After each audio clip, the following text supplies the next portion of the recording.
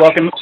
We'd now like to welcome in the main event for 226 heavyweight champion Stipe Miocic and light heavyweight champion Daniel Cormier. With that, we can open up the questions. Certainly. And again, that's star.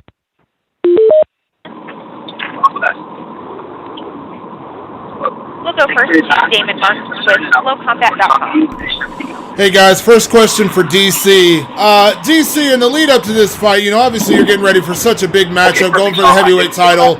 But has the Jon Jones stuff, has that ended up being a distraction to you? Because there's been so much of it over the last week and a half. I think that at this point, when a guy's been as inactive as Jones, he ties himself to certain individuals to keep his name in the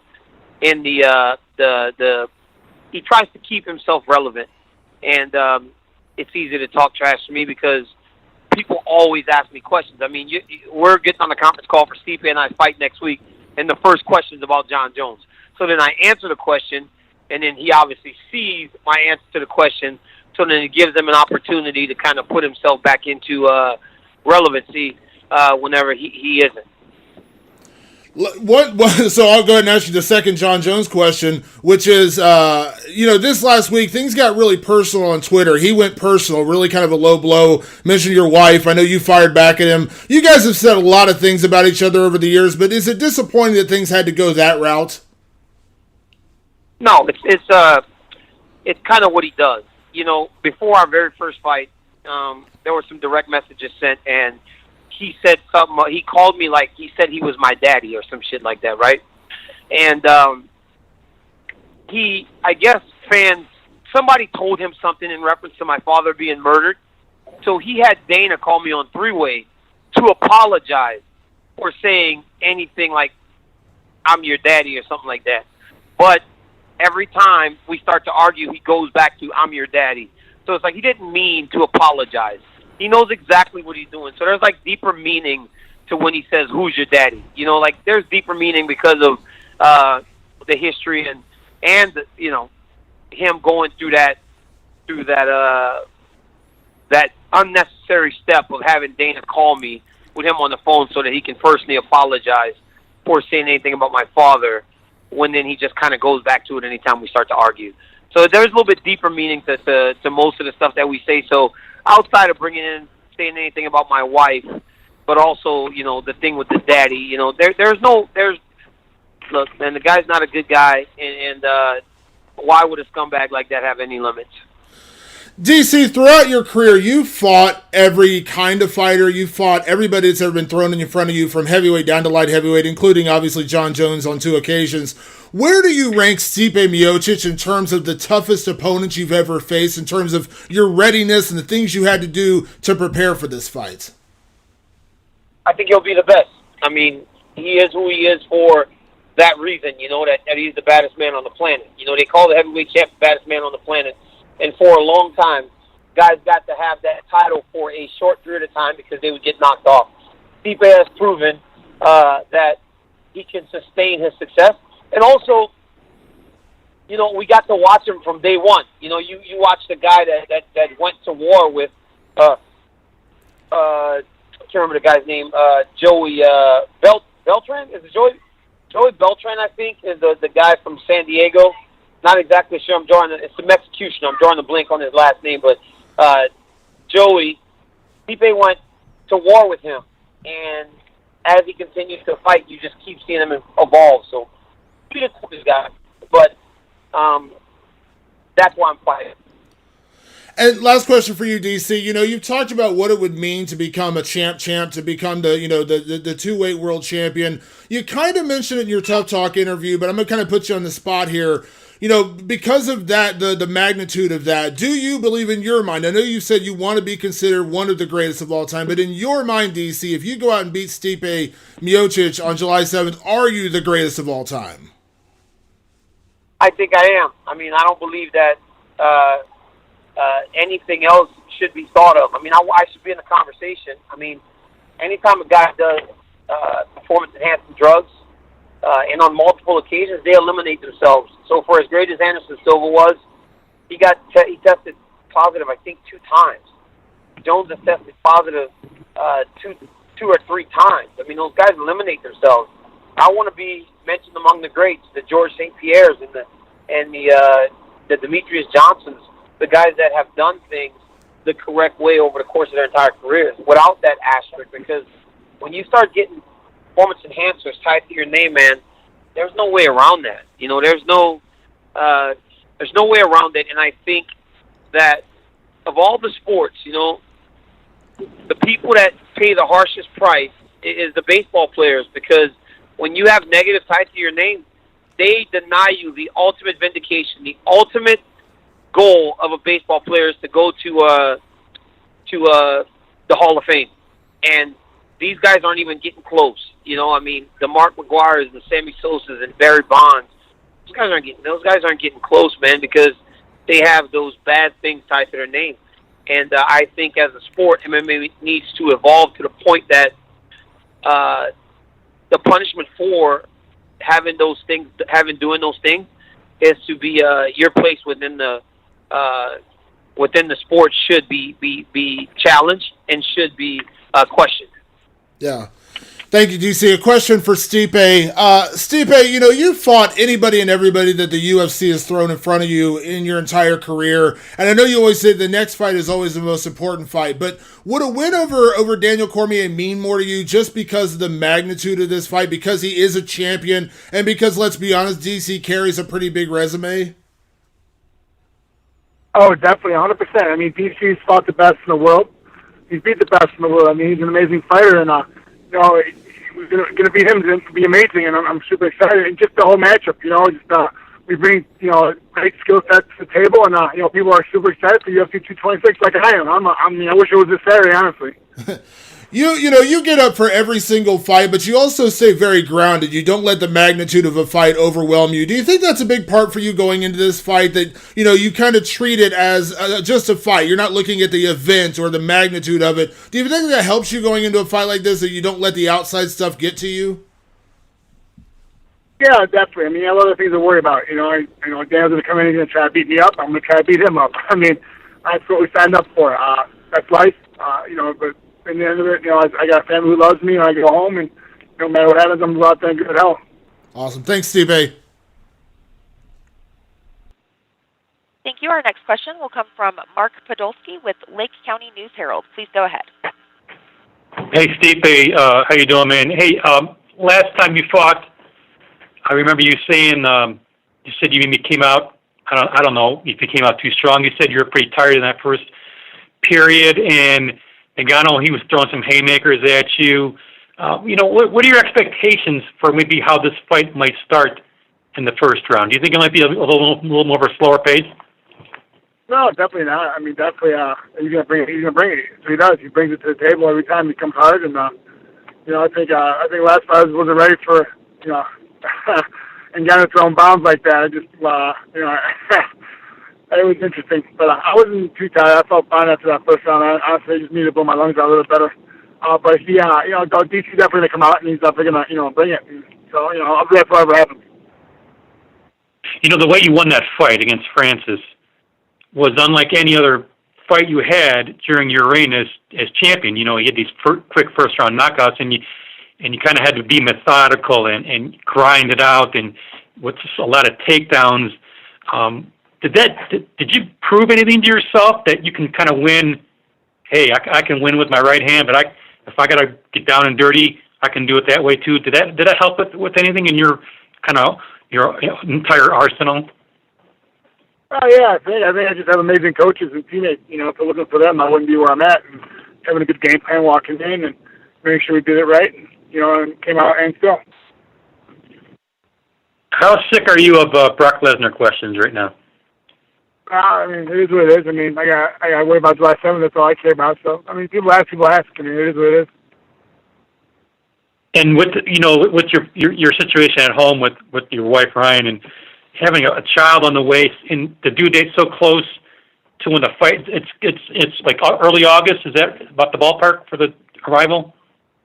Yeah, it's in the summer. Yeah, but she's so demanding. I'm like, oh my God, you know, like Jesus.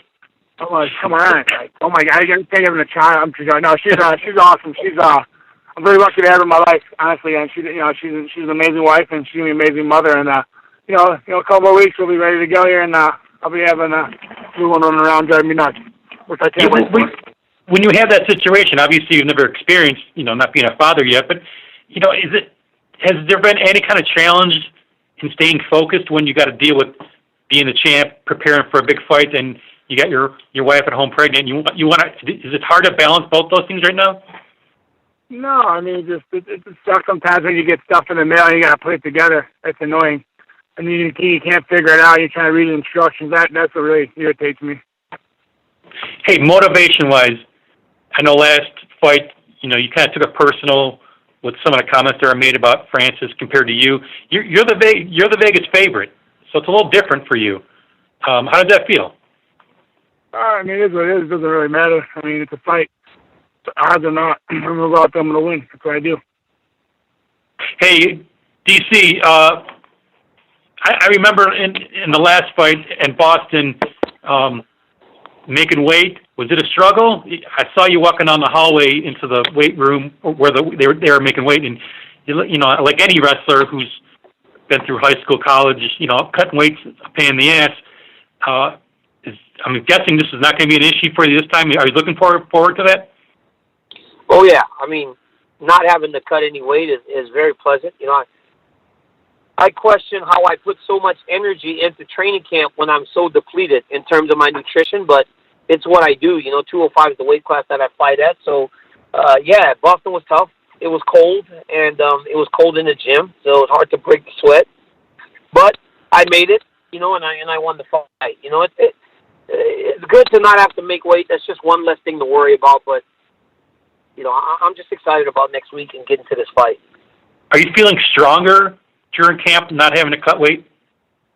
I feel much stronger. I mean, when I was fighting up at heavyweight, I had when I punch people, it had an effect on them. And lately, I haven't had that at 205, and I question whether or not the guys down there just have better chins, or if the extra weight was making me stronger. And now I'm doing much more in practice. I'm dropping guys with my punches. I've knocked some guys out in practice in the training room, so I can see the effect that my hands and my legs are having on the guys when I make contact now. Hey, this is for both you guys. Going through this Ultimate Fighter experience with the reality show, and I know the filming was months ago, not compared to what the lead up to the fight is now. But was that when you guys agreed to that? Did you guys have any trepidations about? Well, do I want to be interacting with a guy I'm going to be fighting in a few months from now?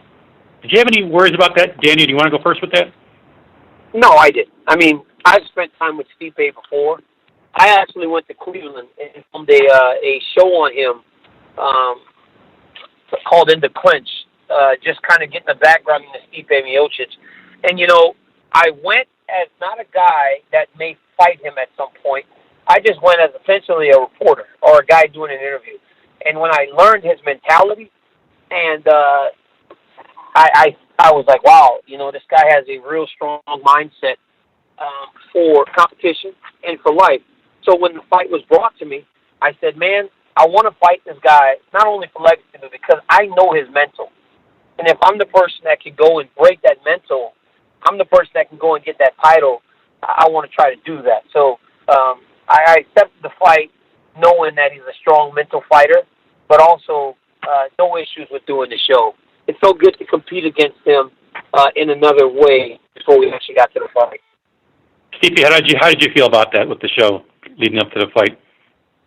Oh, I mean, it was great. I learned a lot about Daniel also. I mean, Daniel's an amazing coach. He's coached before. I'd never done that before. And so I learned a lot about it. I watched what he did, too, and took a little things from him coaching-wise. It was kind of great. And, it was kind of nice to do both. Get to know him even more. And, it was fun. It was a good experience. And definitely, it was a lot of fun, honestly. Hey, last thing for both you guys. Stipe, I know you're a big Cleveland sports guy. There's a huge decision coming up with LeBron. How closely have you been following it? Do you have anything you want to say to LeBron about should he stay? Obviously, I'm sure you want him to stay. Oh yeah, I mean, I hope he does stay. But and listen, he brought us the title like he said he was. You know, if he moves on, he moves on. But you know, so it's best for him and his family. DC, you live out in California. You know, how big of a news item is it out there? And I'm sure you know. Do you have any interest in all this? How it might play out? The only thing I care about is if LeBron goes to Houston. That's what I want.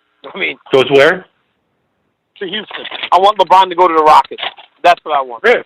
Why is that? Because I love the Rockets. From Louisiana, man. That was the team I rooted for as a kid. And, you know, if we were to add LeBron James to the chemistry that Chris Paul and James Harden and the rest of the team has, we might actually have a shot at beating Golden State. Thanks, guys. Good luck. You will go next to Stephen Muehlhausen with SportingNews.com. Please go ahead. Thank you guys for the time to start with you, Daniel. And when I know you had said that you didn't want to move off to heavyweight, you know, just because of everything with Kane, and Kane was getting ready to make a return. What was that conversation like that you had with Kane to convince you to move up to heavyweight and take this fight with Stipe? You know, when I asked him about it, he was like, "Look, man, you got a chance to go and do something so special. You got to do it." And then when we look at the fight, you know, there's confidence.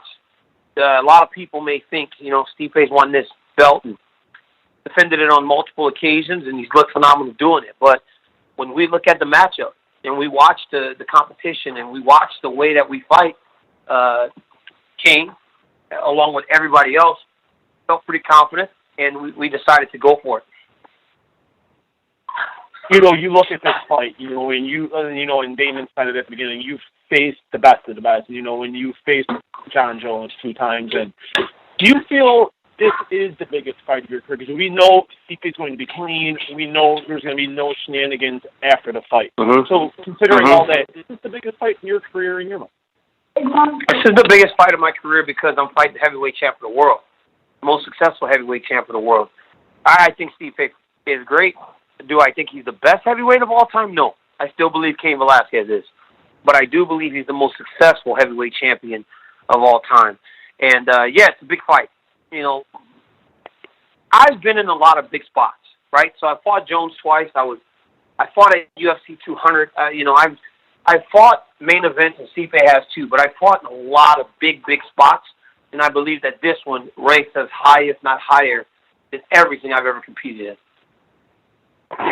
You know, I seen an interview you did earlier in the week, and you were talking about you have a plan if you do emerge victorious next Saturday. You do want to face Jon again, and then you want to face Brock Lesnar. You want to do that all by the time your birthday comes in March, and then you're going to ride off into the sunset.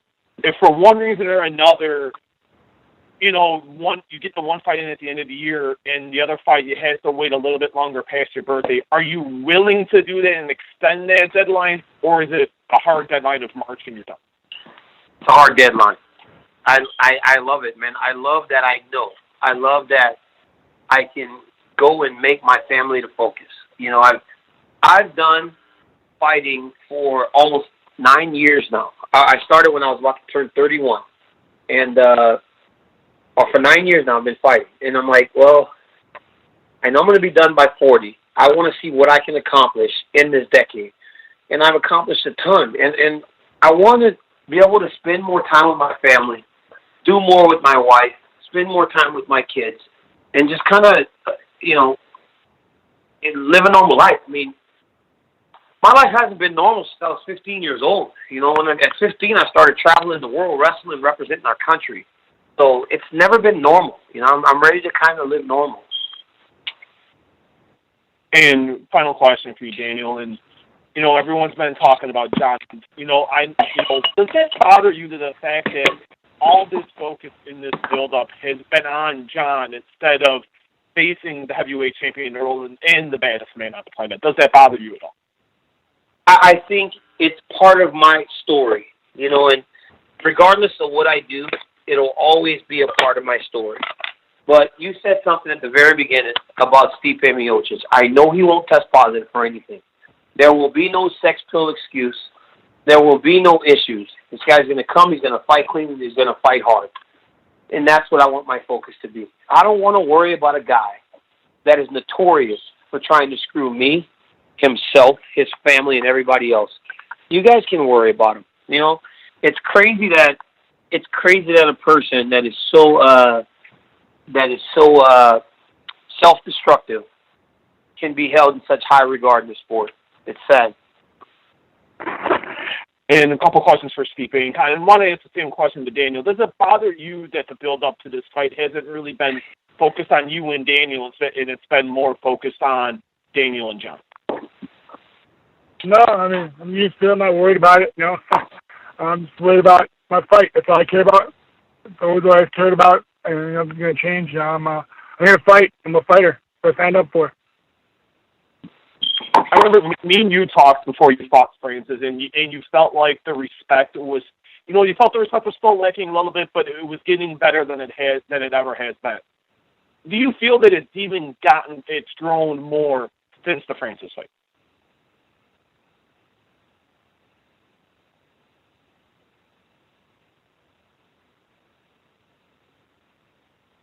Hello? That question for me? Yeah, that was for you, Stipe. I'm sorry, my friend. Oh, I thought you said Daniel. That's why I got nervous. I'm sorry about it. What was the question again? I'm sorry. I apologize. I thought you were talking to Daniel. I thought you said Daniel. Oh, no, I apologize. He said, when you said my name's Stipe, me on the hockey. I don't know how you talk. Oh, my God. I am an idiot. I'm sorry. I wasn't paying attention. I thought you said, I'm sorry. Say it again now. No, that's okay, Stipe. I remember when me and you talked before you fought Francis, and you felt, and I had asked you about getting the amount of respect you have been getting, and you had felt like it was growing since your previous fight. Do you feel now, since the Francis fight, the respect for you has grown? Yeah, I think so. I think every fight, you get more respect. I think that's the way you conduct yourself in and outside the octagon. And I definitely think so. And, listen, some people are going to hate me, some people are going to love me. There's nothing I can do about that. So I just hope more people love me. And last question, Stipe. And I know this was asked to Daniel earlier, and I wanted to ask you the same question. You've beaten everybody. You've beaten everyone in heavyweight you beat the best that the division has had to offer. You feel like facing someone like Daniel will cement your legacy now as the greatest fighter of all time? Definitely. DC fought the best, or always beat the best in the world. Definitely. It's an amazing fight. That's why it's a super fight. I just can't wait. I just, wish it was a 7th already. I got to wait on a whole week, which is fine with me. But, it's going to be a great fight. I'm excited. And listen, another whole week. So. Thank you, guys, and the best of luck next Saturday. Thank you, sir. Thank you. We'll take our next question from Jeffrey Harris with 411 Mania MMA. Thank you, gentlemen, for joining us this afternoon. Question for Daniel. I don't have a Jon Jones question, but I do have a Brock Lesnar. So I apologize. It was reported earlier this month that there was talk of Brock Lesnar actually showing up to your fight, possibly challenging the winner. Since you seem to have a direct line to Brock Lesnar and you're closer to him than most, would you like to confirm today that Brock Lesnar is going to be watching your fight next month? If there's talk of him fighting, I imagine he'd be watching it, but probably on TV. One thing I've learned about Brock Lesnar over the time that I've known him is that Brock isn't going out of his way for anybody. And if Stipe and I are fighting, and one of us may get to fight him, we'll have to see Brock Lesnar when it's time to fight, because Brock Lesnar is not clearing the schedule for anyone. So no, I don't anticipate him being at our fight. All right, then. And also there's talk of Alexander Gustafsson, a man you fought before, fighting at UFC 227. Considering you are still the reigning light heavyweight champion, would it bother you if the UFC, hypothetically made that an interim title fight the month after your fight for the heavyweight title? Yes, it would bother me, because Alexander Gustafsson does not deserve to fight for an interim title. I fought for the belt just at the beginning of the year and went up to chase something so much bigger. So, no, he doesn't deserve an interim title. He fought last May against Glover Teixeira, and he beat Jan Blachowicz before. So it's like, that was 2 years ago. He's fought twice in 2 years. You know that since Alexander and I fought in October of 2015, I fought Anderson Silva, Rumble Johnson, Jon Jones, and Volkan Ozdemir, and this dude's fought Jan Blachowicz and Glover Teixeira, and that's it. Like, that's 2 times in the last 3 years. Why would he be fighting for the title? That makes no sense. And I think all this interim title shit gets started because you guys asked about interim titles. It's almost like you put it in the air. Don't put that shit in the air, man. Well, I mean, I believe you two actually put it in the air first on UFC tonight, so that's why I asked, actually. Yeah, and I told him, take that shit. Don't try to will yourself into a championship. You had 2 shots, you lost. Okay. Another one. Okay, and also for Stipe, in the past it seems like you've been at odds with the UFC. Would you say your relationship with the UFC or Dana White has improved since the fight with Ngannou going into this fight? Sure, whatever you guys want. I mean, yeah. I guess. I don't know. I don't worry about that. Have a team take care of that. I'm here to fight. But Stipe, if you win this fight, would you allow Dana White to wrap the belt around your waist, or do you think there's still not enough respect there? Oh, when I win, and you'll find out. Okay. I appreciate that. Thank you, gentlemen, and good luck to both of you. Thank you. Thank you. And our final question will come from Harry Kettle with Sportskeeda MMA. Please go ahead. Hi guys, my first question is for Daniel. DC, as we know, you're a big professional wrestling fan, and in the last fight, in the fans' eyes, it was almost as if you completed your turn from heel to babyface, so to speak, with the fans chanting your name throughout the fight. Are you expecting another positive crowd next weekend? And at this stage in your career, how much does that matter to you? It doesn't matter much. I mean, and I don't know. I mean, Stipe is a very likable guy. I think the fans choose who's the lesser of 2 evils, and most of the times I'm probably the most evil guy, so I get booed. But it's okay. I mean, at this point, it doesn't matter. You know, I've heard both sides of it, and generally speaking, I usually can turn fans because I'm usually the smaller guy, but I'm also usually the guy that's pressing forward and bringing the fight. So it doesn't really matter to me at this point. With this fight being booked 5.5 months in advance, does that change the way you approach camp, and does it change the way you generally prepare for the fight? Yeah, I mean, I didn't go into training camp right away. You know, while I was at the Ultimate Fighter, I worked out some. Went to the UFC PI while I was in Vegas to do some strength and conditioning. But I took my time. I started camp at 12 weeks like I would normally start camp. I just didn't have to do the nutrition. So my nutritionist came at a month this time instead of 7 weeks. You know, so that's like the only difference. Is I still carry the same workload, just without as much stress on my body. And just a few questions for Stipe. Stipe, first of all, in the wake of your fight at UFC 220 in Boston, when you got the victory, did you anticipate that it would take such little time for your next fight to be booked? Because the amount of time between your victory over Ngannou and the fight with Cormier being booked was very short. Did you enjoy the fact that it was really quick, that you had another fight in the pipeline? No, I didn't worry about it. I mean, they asked about it before, and I told them don't talk to me until after my fight, you know, and then after the fight, you know, me and DC talked a little bit and made sure it was right for both of us, and, you know, here we are tonight, here we are today. And finally, we've seen that you've been getting behind Croatia during the World Cup. If they win their round of 16 game against Denmark, then the quarterfinal game will actually be on the same night as UFC 226. Are you going to find time and find a way in the hours before the fight to watch it if they get there? Oh, yeah, of course. They're going to win. Yes, of course. It's during the day, so I'll be all right. Great. Best of luck next week, guys.